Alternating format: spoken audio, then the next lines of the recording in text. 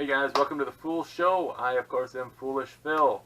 Gonna do a quick recap of Michigan versus Maryland Homecoming 2018. Excellent game. Harbaugh extended his homecoming winning streak to 4 games. That was a cool little stat they had on during the game if you didn't see it.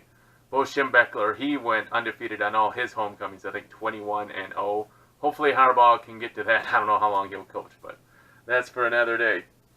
Looking at the game, I thought it was going to be a closer game. My brother, Steve, and good friend Ben went to the game, and I don't know if Steve and Ben have gone to a game that wasn't a close game. This game, I'm sure, the 21-point victory is by far the biggest victory they've ever seen.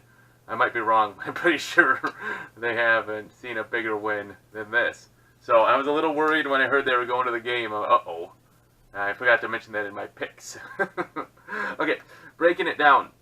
Maryland had come in with a really good rush offense, and I can tell why. Lots of misdirection, players moving all over the place. You're doing quick handoffs, multiple people going different ways. It's very hard. It reminded me of a triple option, but a sophisticated triple option. And Michigan really just started to tighten the screws on them. Even without Rashawn Gary, they really did a superb job. I'm really glad that Gary was able to rest and it didn't hurt Michigan. Obviously, the first quarter, breaking down by quarters here, Michigan outplayed Maryland, but only had 3 points. Failed on a 4th and 1. I thought we should go to our fullback. It didn't work. That's like the only time this year it didn't work. So give credit to Maryland there. But Michigan's attacking, the rushing the ball, just started to wear down Maryland. In fact, probably the worst thing to happen to Maryland, if you think about it, is the kickoff return for the touchdown. Because it put their defense right back onto the field. And honestly, they started to get worn down. It reminds me of years and years ago. But it was at Washington. And Washington went all the way down the field on Michigan. And then we had a pick 6 at like the goal line and returned it for a touchdown. But then Washington got the ball right back and just marched down the field. And our defense just was gassed from it. It was an early season, like first game of the year. So it's hot still. I think that might have happened to Maryland where they were in the game pretty good, but just all of a sudden Michigan's offense, which was moving the ball really good between the 25s, all of a sudden the Maryland defense had to go right back out on the field. Now, that is still a concern for me that Michigan really seems to struggle inside the 25, right?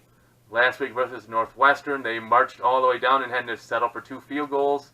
Again, they had the 4th down they failed on, and then they had a kick by Nordine that obviously great, he hit it, but 3 points. It's like we need to get touchdowns against better teams when we get down there.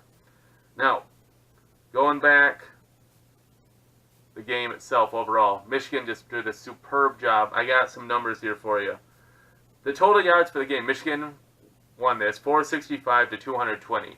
Now, again, don't take that for too much because they had the kickoff return for the touchdown, so they lost that whole possession. But entering the 4th quarter, Maryland only had 87 yards of offense. 87 through 3 quarters. In the 4th quarter, on their 3 drives, touchdown, pick 6, touchdown, they had 173 yards of their 220, at least according to my math. But either way, it was domination. That's really what I like to see.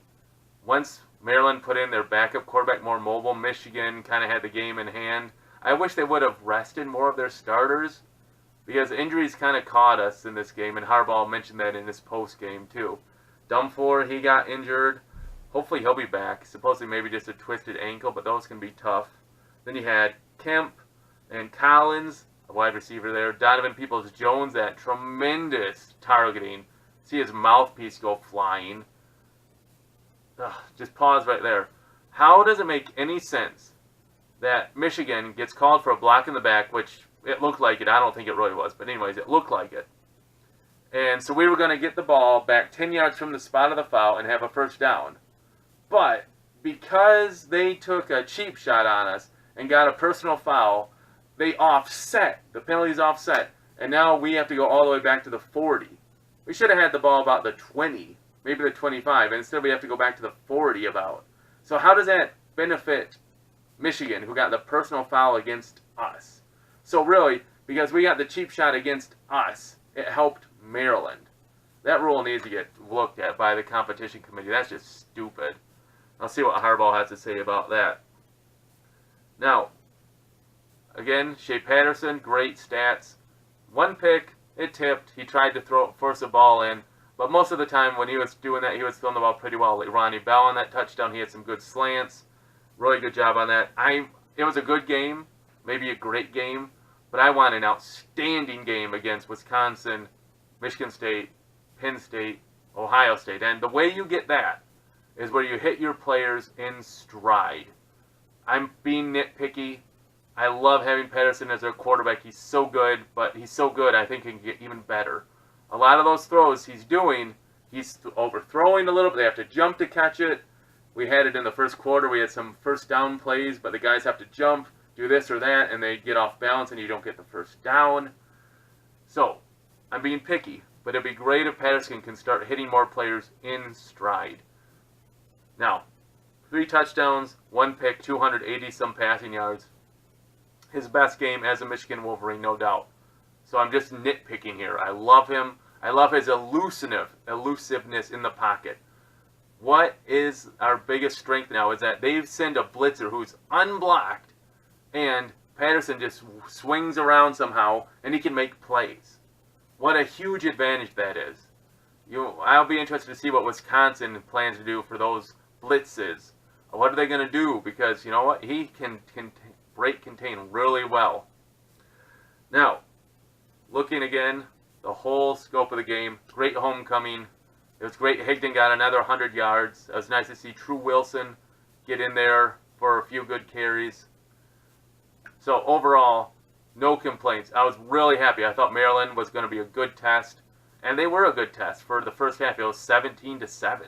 17-7, just a 10-point game. And the defense just put the foot down. Really, the defense gave up nothing, right?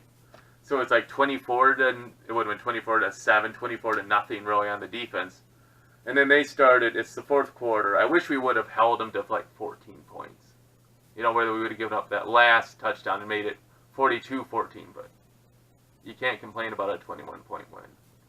So, overall, despite the huge weather delay, hour and some minutes, it was a great game for Michigan.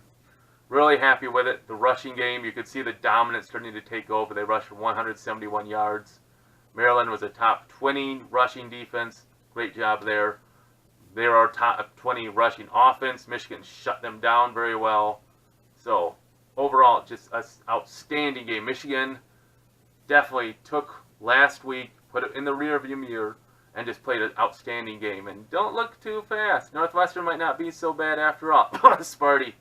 Yeah, all those Sparty fans were like, oh, Michigan had to come back from 17 down. Yeah, you know who won? Michigan won. Sparty lost. Hey, you know what? I was just a little happy about that. But you know what? D'Antonio, don't look past him. He is a master of motivating his team, and they are going to be ready to come and fight for everything they got in 2 weeks in East Lansing. So, you know what? You can say, haha, you lost Michigan State, but they're going to bring it, and you respect them for that. Their season might be not that great, but they are going to bring it and play as hard as they can against Michigan. So we got to bring it too. Hey, sorry, off tangent. Great win. Thanks for watching. If you like this video, thumbs up please. If you really like my thoughts, if you have your own thoughts about the game, comments below. If you subscribe, great. Thank you. Appreciate it. So, until next time, thanks for watching, and as always, go blue!